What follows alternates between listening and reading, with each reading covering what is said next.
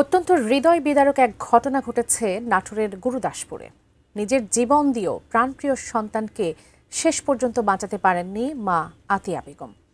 প্রিয় সন্তানকে কোলে নিয়েই আগুনে পুড়ে মারা যায় মা ও শিশু। এ সময় আগুনে দগ্ধ হয়েছেন আতিয়া বেগমের শাশুড়ি মর্জিনা বেগমও। আহত মর্জিনা বেগমকে রাজশাহী মেডিকেল কলেজ হাসপাতালে ভর্তি করা হয়েছে। নাটোর প্রতিনিধি বোরহান উদ্দিন মনির তথ্য ও সোহেল রানার ক্যামেরায় দেখুন ডেস্ক রিপোর্ট। নাটোরের গুরুদাসপুর উপজেলার ঝাউপাড়া বিন্নাবাড়ি গ্রামের মোন্তার হোসেন ও তার পরিবারের সদস্যরা রাতের খাওয়া শেষ করে ঘুমিয়ে পড়ে। হঠাৎ ভোর রাতের দিকে বাড়িতে আগুন লাগে। এতে বাড়ির সবাই আতঙ্কিত হয়ে দিকবিদিক ছোটাছুটি শুরু করে। ঘুমিয়ে থাকা অবস্থায় আগুনে আটকা পড়ে মোন্তার হোসেনের স্ত্রী আতিয়া বেগম, শিশুকন্যা রাউজা ও তার মা মর্জিনা বেগম।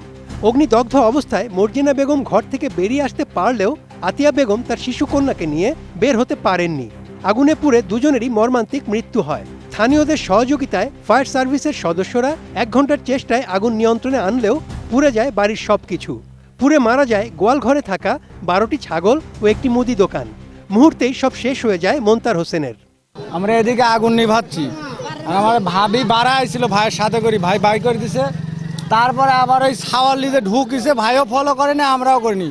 পরে ওই বাঁশ দিয়ে যেমন একটু শীতাইছি, আর ভেতর থেকে মনে করেন গায়ে আমি দেখছি গোটা গায়ে আগুন জ্বলতেইছে ওই সময়। সেই ওই অবস্থাতে আবার পানি দেওয়া পরে বাচ্চা আর ওই বাচ্চার মায়ের বাই করা হয়েছে। শ্বশুরজন বলিছে আগুন, আমি বের হয়েছি। বের হওয়ার পরে আমার শাশুড়ি মনে করেন ওইখান থেকে টান দিয়েছি এভাবে, আর আমার জায়গ নাকি বের করে দিছে, বুঝছেন, বের করে দিছে। ওই পরে আবার গেছে, এখন পরে শোনা যাচ্ছে যে খাটের নিচে ওই পড়াইছিল। আমার যা খুব ভালো ছিল, কারোর সাথে গন্ডগোল ফিসাদ করে নাই কোনোদিন। শ্বশুর শাশুড়ি খুব ভালোবাসি, তাই আমার দেওয়ার কোনো খারাপ না, কারোর সাথে কোনো বাজে কোনো ইয়া নাই। আমার দেওরের সব পড়ে গেছে, ঘর বাড়ি সব, গরু বাছুর সব পড়ে গেছে। তার এখন গাড়ি চালায় খায়, তার গাড়ি খানো পড়ে গেছে, তাই যে এখন তার বউ ছাওয়ালও পড়ে গেছে। তার যে একটা সান্ত্বনা দিব সেই আমার কোনো ই নাই। আমি শুনেছি যে খালি আগুন ধরছে, এইটুকা শুনেই আমরা চলে আইছি। জান আইসিগা দেখতেছি আমার বিটি লাতিন কেউ নাই, তাছাড়া কিচ্ছুই জানি না।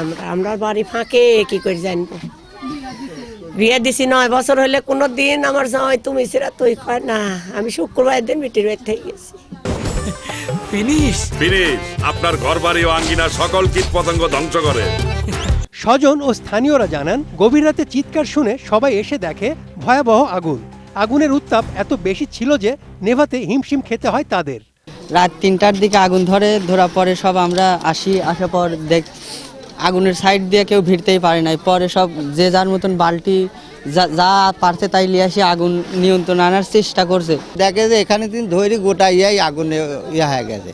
ওই পড়ার পর আমার এক ভাইস্তি বউ মরে গেছে, এক বাচ্চা মরছে, গরু বরকির ক্ষতি হয়েছে, অরে হয়েছে, এখানে আমার হয়েছে, আমার দোকানে এটি ক্ষতি খাওয়া হয়েছে। মা বিটি 2জন মারা গেছে পুরি, তা বাদে প্রায় ইনার 8টা ছাগল মারা গেছে, ওনার 2টা গরু মারা গেছে, 2টা ফ্রিজ ছিল, অটো ভ্যান ছিল, আর এতগুলো ক্ষয়ক্ষতি। মনে করেন এনার ভোটার ন্যাশনাল আইডি কার্ড থেকে শুরু করে দলিলপত্র টাকা যা ছিল সব স্থাবর সব এখানে যা ছিল ঘরে সব পুড়িয়ে গেছে।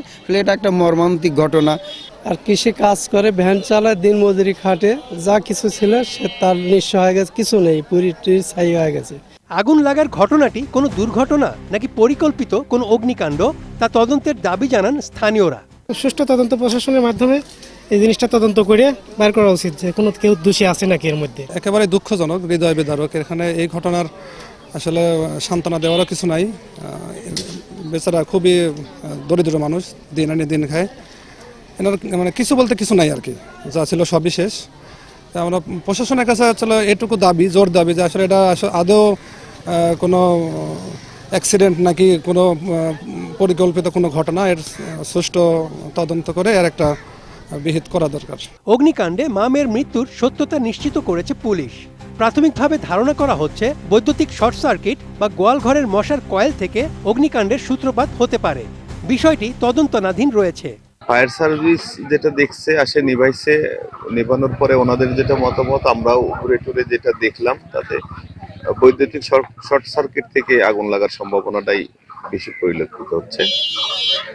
আর এই আগুন লাগার এই ঘটনায় তার রান্টুর স্ত্রী এবং তার মেয়ে মারা গেছে ঘটনাস্থলে। তার মা দগ্ধ অবস্থায় রাজশাহীতে চিকিৎসাধীন আছে। গুরুদাসপুর উপজেলা নির্বাহী অফিসার জানান, মা ও তার শিশুকন্যার মৃত্যুর ঘটনাটি অত্যন্ত বেদনাদায়ক।